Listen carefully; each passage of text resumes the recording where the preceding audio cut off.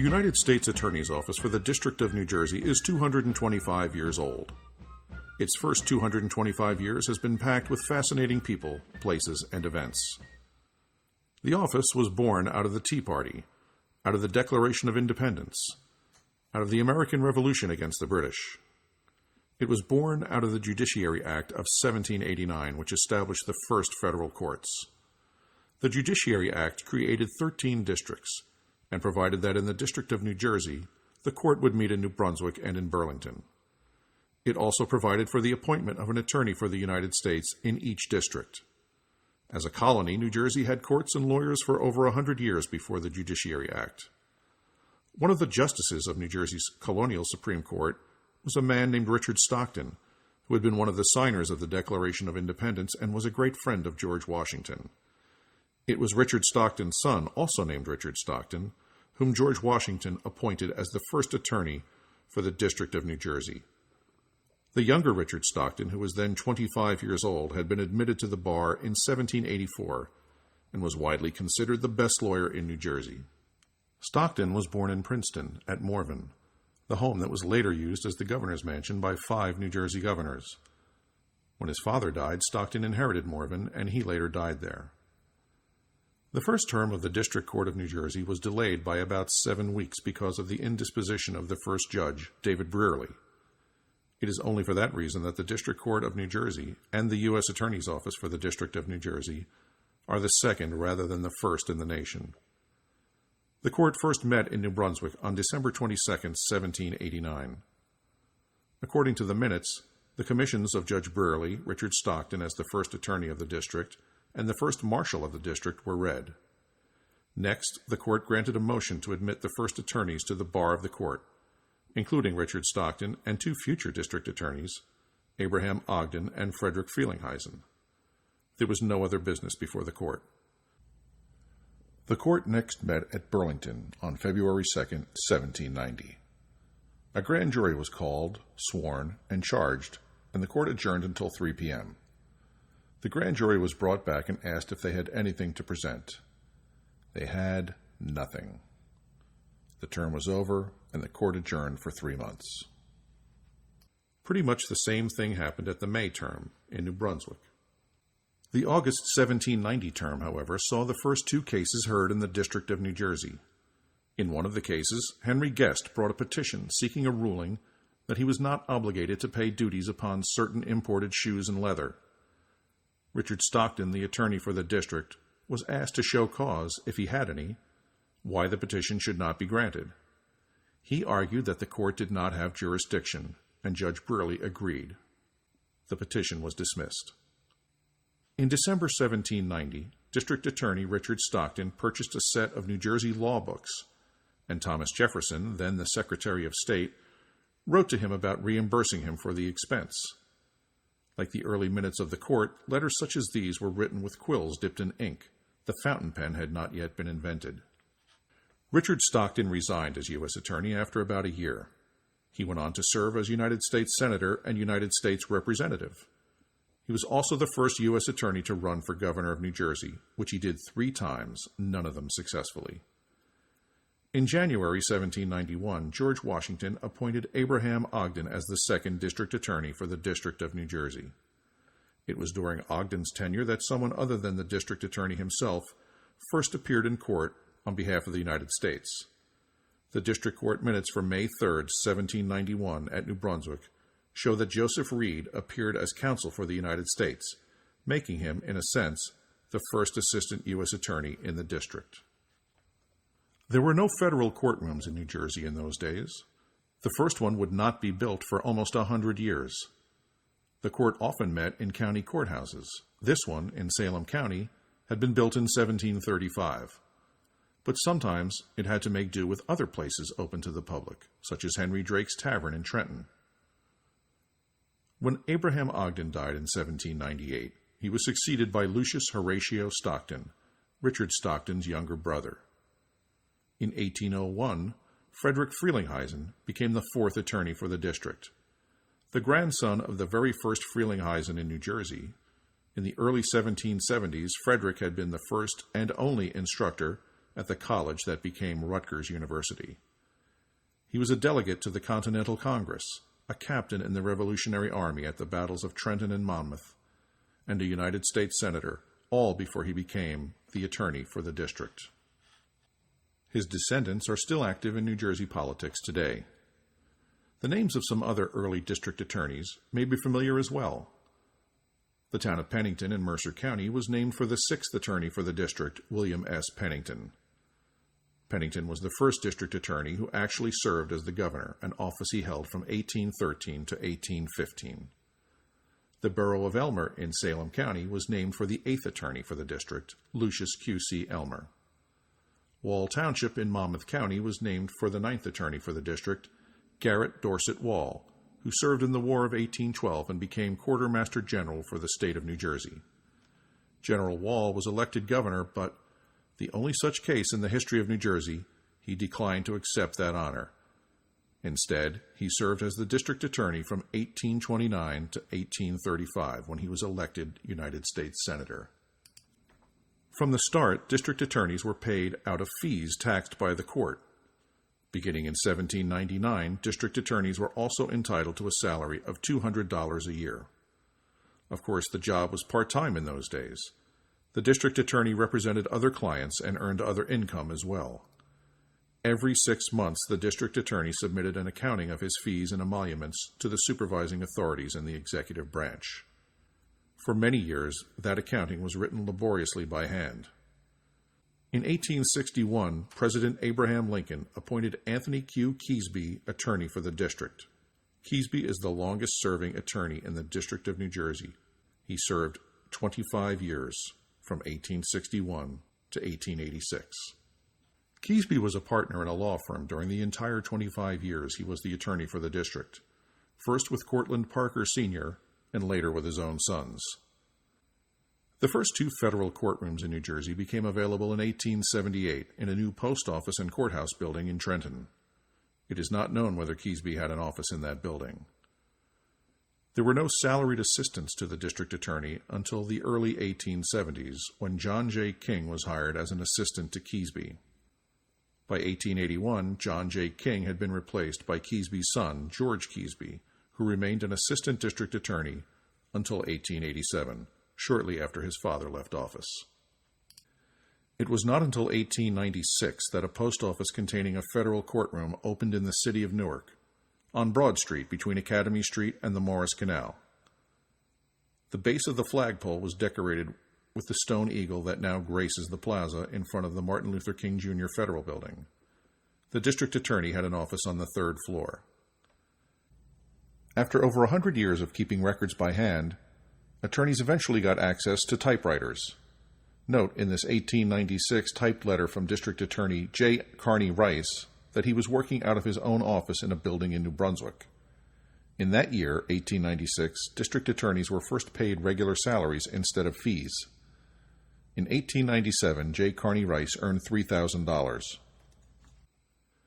The first district attorney who had previously been an assistant district attorney was Cortlandt Parker Jr., the son of Anthony Keesby's long-term partner, Cortlandt Parker Sr.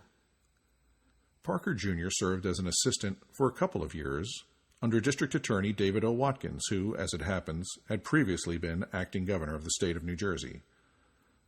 On the departure of Watkins in September 1911, Parker became the first court-appointed interim U.S. attorney. Parker's successor, John B. Vreeland, was the first to have the luxury of 2 assistants.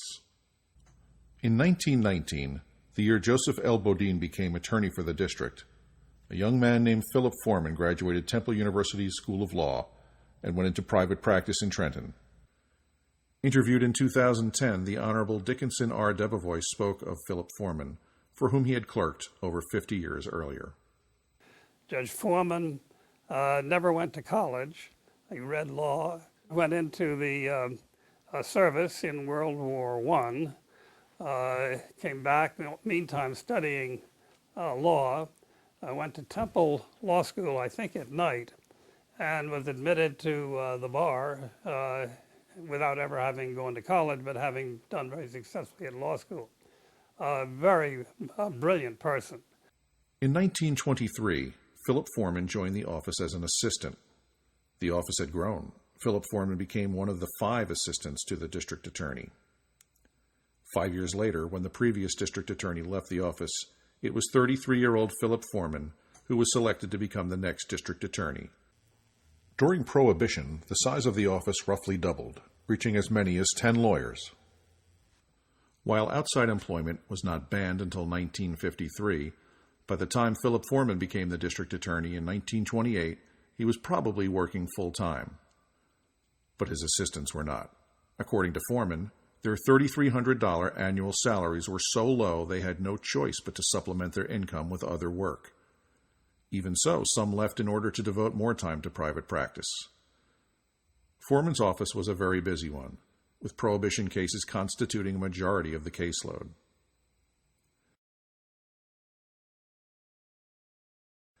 In 1932, Philip Foreman left the office to become a district judge. In 1940, as a judge, it was Foreman who awarded Albert Einstein his Certificate of American Citizenship. Judge Debevoise talking about Philip Foreman as a judge. And a very thoughtful, kind judge. So it was a great privilege to have been able to have spent time clerking for him, and I would say he is my role model to this day. By Foreman's day, the post office and courthouse facilities in both Trenton and Newark had become intolerably cramped. And Camden, where the court first met in 1926, did not have a federal courthouse at all. Quarters in Newark were so cramped that in 1929, Foreman moved all his assistants to the Trenton post office and courthouse. In the late 1920s, Congress appropriated funding for buildings that would include the post office space, courtrooms, and offices for various federal agencies in all 3 vicinages, Newark, Trenton, and Camden. Trenton's second courthouse and Camden's first were both completed in 1932. The Trenton building was designed with 3 courtrooms. The U.S. attorneys, as they were increasingly being called, were assigned room 251 on the second floor. There were offices for the United States Attorney and 5 of his assistants. Originally built with just 1 courtroom, the Camden Post Office and Courthouse had space on the 3rd floor for 3 district attorneys, and another room likely served as quarters for the staff. It was January 1936 when, for the first time in the history of the district, an assistant U.S. attorney had an office in the federal building in Camden. The Newark Post Office and Courthouse, which cost about $6.15 million to build, opened in 1936. It was built with 5 courtrooms, all on the 3rd floor. The district attorney was slated to move into the 4th floor of the new building. The space included an office for the U.S. attorney, a secretary's office, a small library, and offices for 8 assistant district attorneys, arranged like a railroad flat with the doors opening to the offices on each side and a sink in each office. There was no security in the building, not even a receptionist to waylay visitors on their way to the attorney's offices. The U.S. Attorney's Office was housed in that space in Newark, and additional offices on the 4th floor, for almost 34 years under 15 U.S. attorneys, from John J. Quinn to Frederick B. Lacy. The name District Attorney was finally officially changed to United States Attorney in 1948. In 1953, William Tompkins was appointed U.S. Attorney. One of the assistants Tompkins hired was a young man named Frederick B. Lacy. During the 2 years Lacy was an assistant, there were 18 or 19 lawyers in the office. The next U.S. Attorney, Raymond Del Tufo, Jr., hired the very first female assistant U.S. Attorney, Barbara Ann Morris. That was in 1956, after the office had been in existence for 167 years. In 1961, David Satz became the U.S. Attorney. In an interview in 2005, he was asked about the number of assistant U.S. attorneys in the office in the 1960s. You know, I've had this cap when I came in and while I was there of 18 U.S. attorneys, assistant U.S. attorneys, two of whom were in Trenton and 3 of whom were in Camden. The balance, 13 or 14, depending on what it was, remained in Newark. And they had civil and criminal work. So you didn't have many people with whom to work. When David Satz left the office in 1969, his first assistant, Donald Horowitz, became the interim court-appointed U.S. Attorney. 45 years later, Horowitz is now the earliest-serving, still-living U.S. Attorney for the district. The next U.S. Attorney was former Assistant U.S. Attorney Frederick B. Lacy, who was recruited by Senator Clifford Case. In a 2015 interview, Lacy was asked why Senator Case wanted him. He called me one day and he said that he'd been tired of hearing the word stench connected with corruption in New Jersey. He wanted to name someone, a U.S. attorney, who would do something about it. As U.S. Attorney, Lacy succeeded in doubling the size of the office in a few short years. In that 2015 interview, he explained that he repeatedly asked the Attorney General for more help. Every time they called me, I'd ask for more people, and we got them because of what we were doing. During Lacy's tenure, the office finally moved from its long-term quarters in the post office building, where there was no security and wires were hanging from the ceilings, across the street to the 5th floor of the Rodino Federal Building, which had been built in the mid-1960s. Under Lacy and his immediate successors, Herbert J. Stern and Jonathan Goldstein, the U.S. Attorney's Office fought organized crime and political corruption, obtaining convictions against Hugh Adonisio, then the mayor of Newark, corrupt Hudson County politicians, including political boss John V. Kenney, and corrupt Atlantic County politicians, including 2 former mayors of Atlantic City. In a 2014 interview, Herb Stern was asked by Steve Adubato about corruption in Jersey City and the rest of Hudson County. Made the city workers kick back 3% of their salaries. Now, everybody who did work for the city in terms of contractors, suppliers, engineers, they had to kick back. Everybody's kicking back. 10%. Or you couldn't get a contract. You couldn't work. It was called a way of life. They had to, it started with Frank Hague, who you've heard of, and then John Frank, B. I am the law, Hague. That's exactly right. And then John B. Kenney took over from him, and then we put him away. Many future leaders of the New Jersey Bar joined the office during the Lacy-Stern period, including John Barry, Bruce Goldstein, Garrett E. Brown, Jonathan Goldstein, Jack Bissell, Jerry Merrin, Al Dakotas, Tom Grealish, Donald Haneke, Hunt Dumont, Larry Horn, and Mel Krakoff, to name just a few. When Fred Lacy left the office in 1971, it was to become a district judge. And in 1974, Herbert Stern joined Lacy on the federal bench.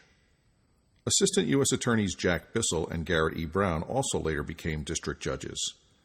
And one right after the other, they also became chief judges of the district. As Judge Lacy very modestly said, I might not have been much of a U.S. attorney, but sure know how to pick people. In all, at least 24 U.S. attorneys and assistants have been district judges, including 7 of the current district judges.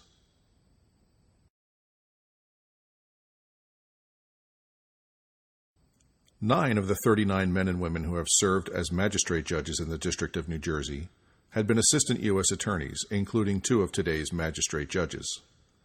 9 U.S. attorneys and assistants have been judges of the Court of Appeals for the Third Circuit, including 4 current Third Circuit judges. And 1, Samuel A. Alito, Jr., is the 110th Justice of the United States Supreme Court. Former U.S. attorneys have also served in the executive branch. 1, Michael Chertoff, was the 2nd Secretary of the Department of Homeland Security. As already mentioned, William Sanford Pennington and David O. Watkins served as governors of the state of New Jersey. In 2010, Christopher J. Christie joined their ranks. 2 assistant U.S. attorneys have also served as governor, Richard J. Hughes from 1962 to 1970, and John J. Farmer, Jr. for 90 minutes on January 8, 2002. And the first lieutenant governor of the state, Kim Guadagno, is also a former assistant U.S. attorney. Including John Farmer, at least 11 U.S. attorneys and assistants have served as attorneys general of the state of New Jersey. One of those attorneys general, Stuart J. Rabner, is now Chief Justice of the New Jersey Supreme Court. At least 9 other U.S. attorneys and assistant U.S. attorneys have served on the New Jersey Supreme Court. The legislative branch has also seen its share of U.S. attorneys and their assistants. At least 5 have been U.S. senators: Frederick Frelinghuysen, Richard Stockton, Joseph McIlvaine, Garrett D. Wall, and Jeffrey Chiesa.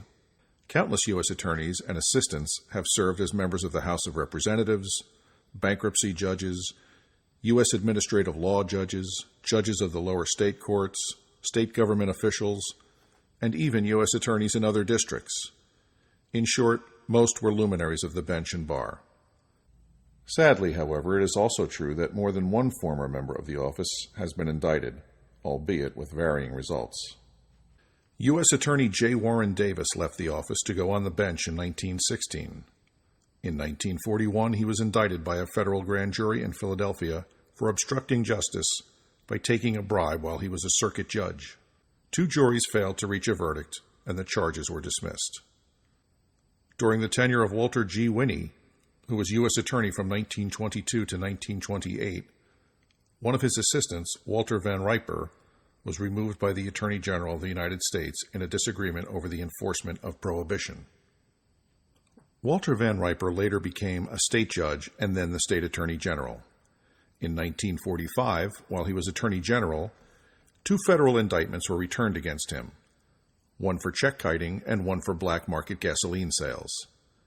Van Riper charged that the indictments were inspired by Jersey City boss Frank Hague, who was under investigation by his office. Van Riper was acquitted on some of the charges, and the rest were dismissed. Van Riper continued to practice law in New Jersey. Shortly before his death in 1973, he represented John V. Kenney against U.S. Attorneys Lacey and Stern. In 1982, another former assistant U.S. Attorney, Kenneth Zauber, who was counsel to the Teamsters Local 701 Pension Fund, assisted the trustees as they looted the fund. In 1986, following a months-long trial prosecuted by Assistant U.S. Attorneys Stanley R. Chesler, J. Fahey, and J. Imbert, Zauber was convicted of RICO conspiracy, mail fraud, and soliciting a kickback. He was sentenced to 4 years in prison and later disbarred. In March 2013, former Assistant U.S. Attorney Paul Berggren was convicted of 23 charges, including committing violent crimes in aid of racketeering and conspiring to murder a witness.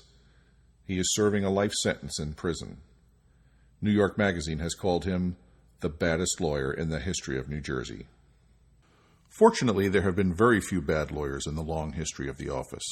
To the contrary, most of the members of the office have been dedicated servants of the public, and many have had lengthy careers in public service. When Jonathan Goldstein left the office in 1977, he was replaced by Bob Del Tufo, the younger brother of the U.S. Attorney who hired the first female Assistant U.S. Attorney. It was Bob Del Tufo who hired Lorraine Gerson, who started as an AUSA in 1979.